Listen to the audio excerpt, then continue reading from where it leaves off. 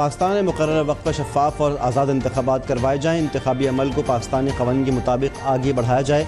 अमरीकी महकमा ख़ारजा के तर्जुमान मैथ्यू मिलर की प्रेस ब्रीफिंग। कहा कि पाकिस्तान अमरीका का अहम शराकतदार मुल्क है।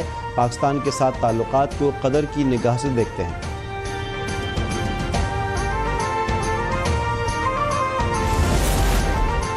सदर आरिफ अलवी की 6 नवंबर को इलेक्शन करवाने की तजवीज़ से chief election commissioner Sikandar Sultan Raja को ख़त में लिखा। इलेक्शन कमीशन ने असम्बलियों में एक ही दिन इलेक्शन के लिए आला अदलिया से रहनुमाई ले आज़ाद मुनसिफाना इंतख़ाबात के इनेकाद के लिए आइनी और कानूनी इक़दामात की पाबंदी करे।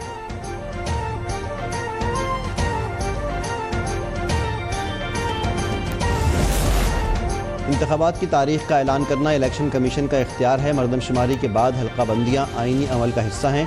निगरान वज़ीर आज़म अनवार हक काकड़ की गुफ्तगू। कहा कि इलेक्शन कमीशन तैयारियों के बाद जल्द कोई तारीख देगा। जनवरी में कोई भी तारीख मुकर्रर हो सकती है।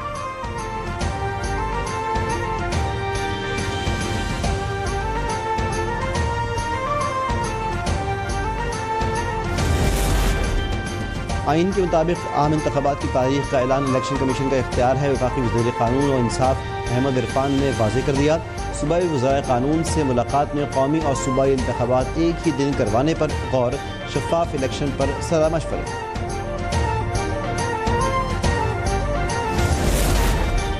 सदर का इंतख़ाबात की तारीख देने का कोई जवाज़ नहीं बनता। उन्होंने मुल्की निज़ाम में भूचाल लाने की कोशिश की है।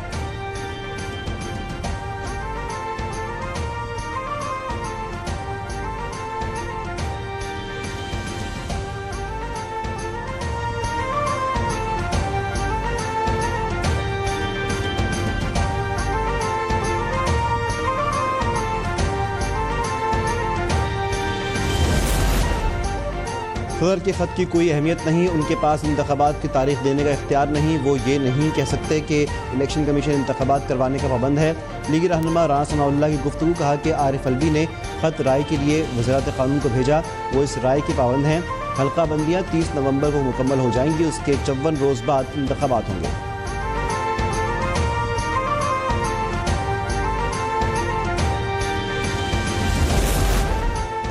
इलेक्शन कमीशन को भी नहीं मालूम कि इंतख़ाबात कब होंगे, मगर एक जमात तारीख दे रही है। इसीलिए हम लेवल प्लेइंग फील्ड की बात कर रहे हैं। चेयरमैन पीपल्स पार्टी बिलावल भुट्टो का मुजफ्फरगढ़ में खिताब। कहा कि पीपल्स पार्टी मुकाबला करना और जीतना जानती है। मुआशी मसाइल और दीगर मुश्किलात का हल हमारे पास है। हुकूमत में आकर जनूबी पंजाब सूबा बनाने का भी ऐलान।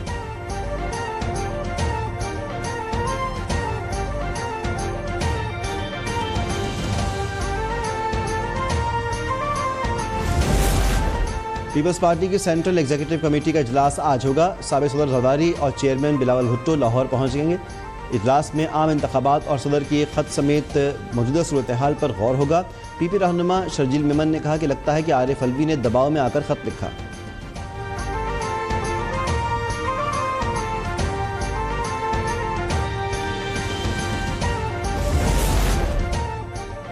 आर्मी चीफ आसिम मुनीर की तुर्क सदर रजब तैयब एर्दोगान और आला हुक्काम से मुलाकातें। मुख्तलिफ शोबों में ताउन बढ़ाने पर इत्तेफाक।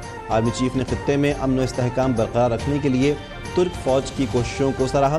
तुर्की ने आर्मी चीफ को लीजन ऑफ मेरिट के एजाज़ से नवाजा।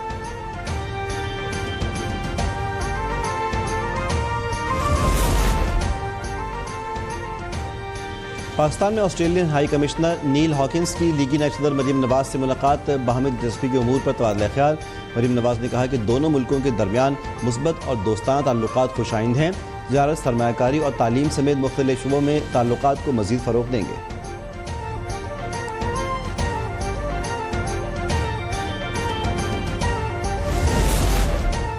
चीफ जस्टिस उमरता बंदयाल ने चीफ जस्टिस हाउस खाली कर दिया। रिटायर्ड जजेस के लिए मुख्तस घर मुंतकिल हो गए।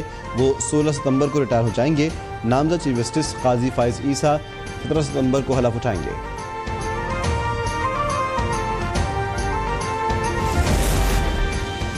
सुप्रीम कोर्ट बार एसोसिएशन का चीफ जस्टिस के एजाज़ में इशाया। उमरता बंदयाल ने अपने खिताब में कहा कि सुप्रीम कोर्ट ने आइन की पासदारी ही नहीं की, इसका तहफ़्फ़ुज़ भी करना है। मेरे इस अजीम इदारे से अब वो ताल्लुक़ नहीं रहेगा जो इतने साल रहा।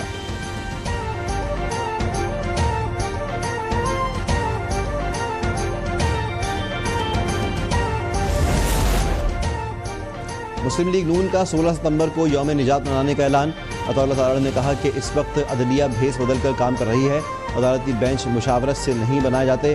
जस्टिस ने अपने सास का केस सुनकर कानून की खिलाफ वर्जी की, तहकीकात के बजाय ऑडियो। मेरी पहचान है मेरे चुपते सवाल, दिखाऊंगा आईना तो बुरा मत मानिएगा, होगा हर छोटी बड़ी खबर पर तबसरा, पूछूंगा सबसे सख्त सवाल।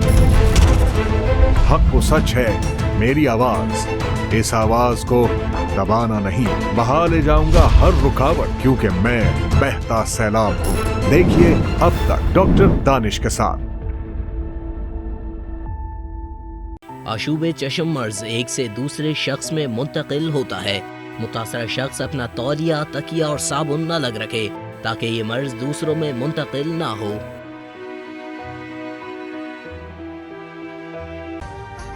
अभी सब्सक्राइब करें ताकि कोई खबर रह न जाए।